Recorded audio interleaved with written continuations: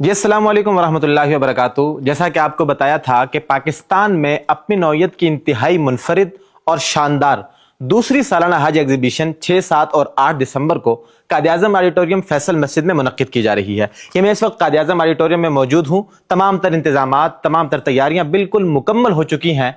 इंतजार है तो सिर्फ आपकी हतमी तैयारी का कि आप तशरीफ लाएं और इस शानदार एग्जीबिशन में शिरकत करें।